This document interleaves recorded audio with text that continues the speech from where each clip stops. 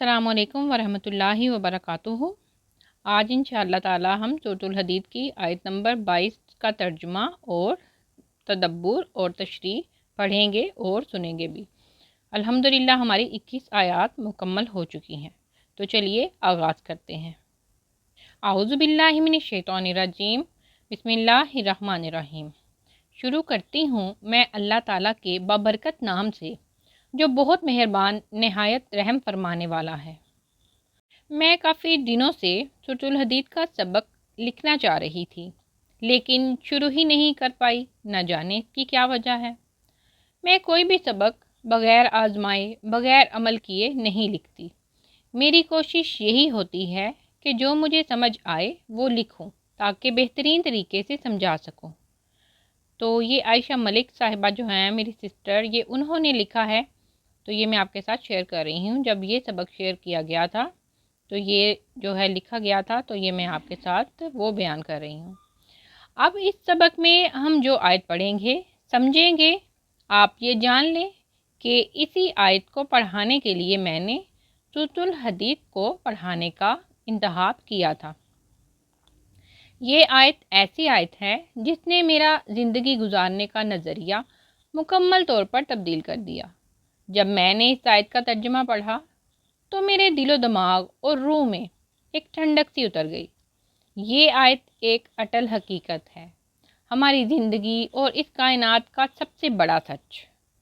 इस आयत को समझने से पहले मैं ये याद दिलाती जाऊं कि सूरह मुबारका की पहली ही आयत में रब ताला ने अपना तारुफ अपने दो अस्माए मुबारका से करवाया था, जो कि ये थे अल अज़ीज़ और अल हकीम, यानी कि वो मालिक जो यकता और अकेला है, वो सबसे ज़्यादा ताकतवर है और सबसे बड़ा हकीम है। दुनिया का निज़ाम सिर्फ इसके हुक्म से चलता है और उसका हर हुक्म हिकमत वाला है। ऐसी हिकमत जिसे हम समझ नहीं सकते। बाज़ औक़ात हम समझ जाते हैं, लेकिन अक्सर नहीं समझ सकते। तो वो मालिक हमसे ये चाहता है कि हम हर हाल में इससे राज़ी रहें, चाहे तंगी हो या खुशहाली। हमारा दिल अपने आका के फ़ैसलों पर राज़ी हो, क्योंकि हमारा ईमान है कि अल्लाह ताला अल हकीम है, हमारा सबसे बड़ा खैर ख़्वाह है। वो जो भी कर रहा है वो खैर है। अल्हम्दुलिल्लाह। अल्लाह ताला हमारे दिलों को अपनी रज़ा से मुनव्वर फरमाए। आमीन सुम आमीन। आपकी ज़िंदगी में और मेरी ज़िंदगी में कुछ मुश्किलात चल रही हैं, जैसे औलाद का ना होना, किसी का बीमारी में मुब्तला होना, किसी की शादी का ना होना, मेहनत के बावजूद किसी काम के अंजाम में नुकसान हो जाना, और बहुत से ऐसे अवामिल और आजमाइशें जिनकी हमें समझ नहीं आती। ये सब क्या है और क्यों है, इस आयत में हम ये जानेंगे इंशाअल्लाह ताला।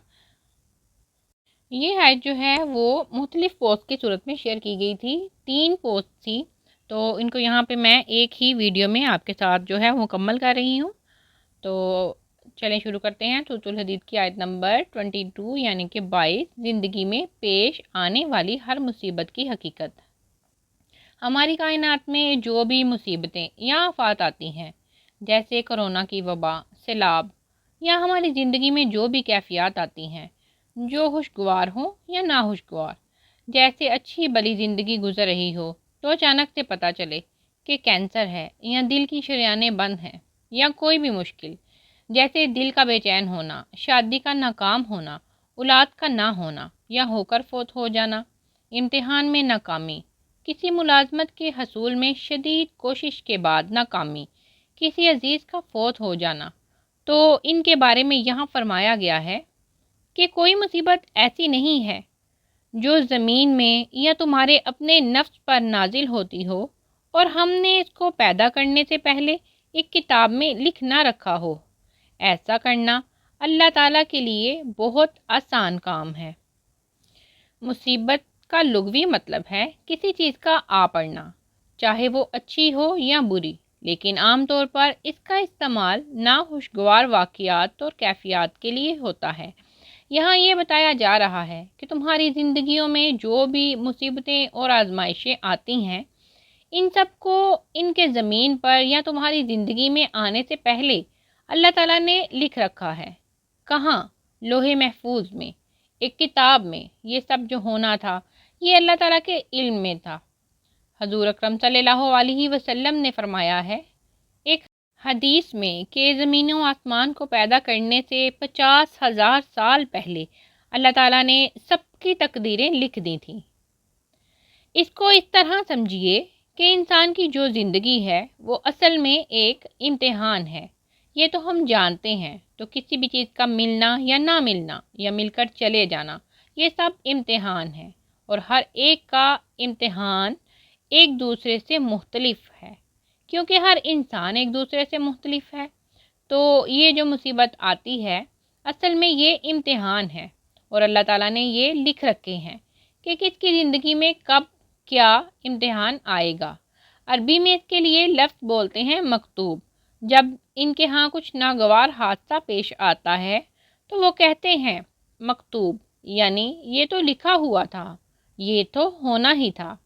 نبی صلی اللہ علیہ وسلم کی ایک حدیث کا مفہوم ہے کہ جو چیز تمہیں لاحق ہو گئی ہے وہ تم سے ہٹ سکتی ہی نہیں تھی، اور جو چیز تمہیں نہیں پہنچ سکی وہ تمہیں مل سکتی ہی نہیں تھی۔ اب میری والدہ اس دنیا سے چلی گئی ہیں تو ان کا جانا لکھا جا چکا تھا۔ اب میرا امتحان کیا تھا اس میں کہ میں اس کا کیا رد عمل دیتی ہوں۔ میں اللہ تعالیٰ سے بہت شکوے اور شکایتیں کرتی ہوں یا اس کے فیصلوں پر راضی رہتی ہوں۔ دونوں طرز عمل مختلف ہیں اور دونوں کی جزا بھی مختلف ہے۔ یہاں میں آپ کو سمجھانے کے لیے مزید واضح کرنا چاہوں گی کہ جو ہونا ہے وہ لکھا تو جا چکا ہے، تو کیا ہم کوشش نہ کریں؟ یعنی جو کچھ ہو رہا ہے یا جو کچھ ہونا ہے جب وہ پہلے ہی لکھا جا چکا ہے تو پھر کیا کرنا چاہیے؟ ہمیں کوشش کرنی چاہیے کسی کام کے لیے، یا ہاتھ پہ ہاتھ رکھ کے بیٹھ جانا چاہیے کہ سب کچھ تو پہلے ہی لکھا جا چکا ہے تو پھر ہمیں کوشش کرنے کی کیا ضرورت ہے؟ تو آیت نمبر 22 کا دوسرا حصہ وہاں پہ ختم ہو گیا تھا۔ اب ہم اس کا تیسرا حصہ جو ہے نا اس کو پڑھیں گے۔ نہیں، کوشش کرنی ہے، لیکن رزلٹ جو بھی ہو اس پر راضی رہنا ہے۔ میری والدہ بہت عرصہ بیمار رہیں تو کیا ہم ان کا علاج نہ کرواتے کہ جو ہونا ہے وہ تو لکھا جا چکا ہے، بس شفا ملنی ہوئی تو مل جائے گی؟ نہیں، بلکہ ہم نے ان کا مکمل عرصہ علاج کروایا، بہت محنت کی، لیکن آخر میں وہی ہوا جو اللہ رب العزت کو منظور تھا۔ اب لوگوں کی آرا بھی مختلف تھی کہ کچھ لوگوں نے یہ کہا کہ اتنا کچھ کر کے بھی انجام وہی ہوا، اور ہمارا یہ حال تھا اور ہے کہ ہم نے اپنی طرف سے کوئی کسر نہیں چھوڑی۔